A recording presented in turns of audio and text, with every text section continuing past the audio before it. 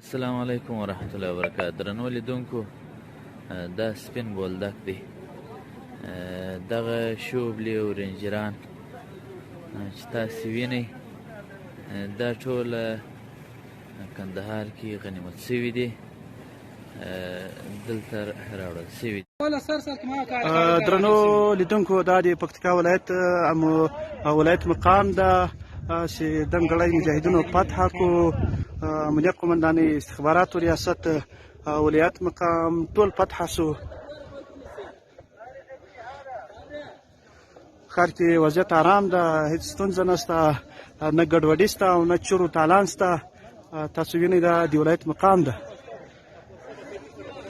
په څنګ کې د استخباراتو ریاست، امنیه قومندانۍ دا ټول تسلیم شول. خورا زیات مهمات او وسایط مجاهدینو ته په لاس ورغلي دي. ښار کې وضع نورماله ده، هېڅ ستونزه نشته، ګډوډي هېڅ نشته، هر څه نظم برابر. دا د ولایت مقام ده، پکتیکا ولایت. محترمو، دغه والی صاحب دی، دا والی صاحب دی، دا دی راووتې د کندهار د میدان هوایي څخه.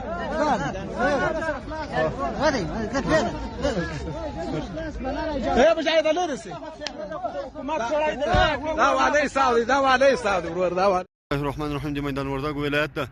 دا کمربند چې اوس بالحال د مجاهدینو په لاس کې ده، او دغه عسکر د امنیت کسان دي، اردو ده، پولیس دي، اربکیان دي. دا د زابل له ولایت نه راغلي دي او تر اوسه ان شاء الله تر دې ځایه په سالمه توګه را رسېدلي دي. دوی تسلیمي ورکړې ده. نو موږ اوس له خیره سره د ولایت په خوا روانېږي او دلته مجاهدینو ان شاء الله پوره د دوی امن نیولی ده. هېڅ مشکل هم نشته. له هغه ځایه تر دې ځایه د امارات په ساحه کې دوی ته هېڅ چا هم مشکل نه ده جوړ کړی، الحمدلله.